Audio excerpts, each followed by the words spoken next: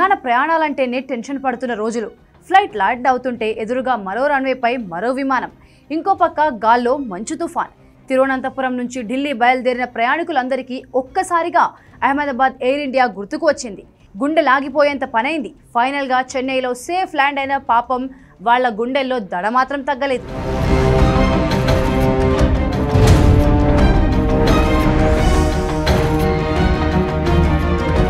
మరో air India విమానానికి ప్రమాదం తప్పింది. తిరువనంతపురం నుంచి ఢిల్లీ బయలుదేరిన ఎయిర్ ఇండియా A12455లో పార్లమెంట్కు హాజరయ్యేందుకు ఎంపీలు ఇంకా 100 మందికి పైగా ప్రయాణికులున్నారు.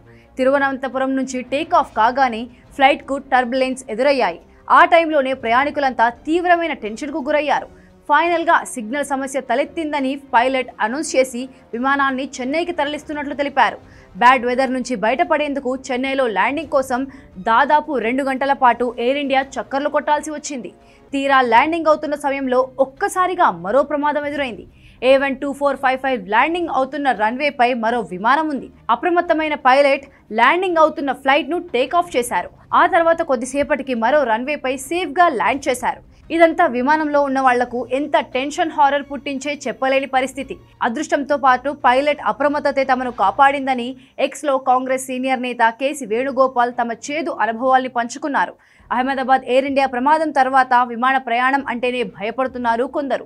ఇక ఫ్లైట్ గాల్లో ఉండగా ఏమాత్రం కుదుపులు వచ్చినా భయభ్రాంతులకు గురవుతున్నారు. అటువంటి పరిస్థితుల్లో నిన్న రాత్రి తిరువనంతపురం నుంచి ఢిల్లీ బయలుదేరిన విమానంలో ఉన్న ప్రయాణికులు ఎంత టెన్షన్కు గురై ఉంటారో అర్థం చేసుకోవచ్చు. అయితే A12455 తిరువనంతపురం నుంచి ఢిల్లీ బయలుదేరిన విమాన ప్రయాణంలో జరిగిన ఘటనపై విచారణ జరపాలని కాంగ్రెస్ నేత కేసీ వేణుగోపాల్ డిమాండ్ చేస్తున్నారు.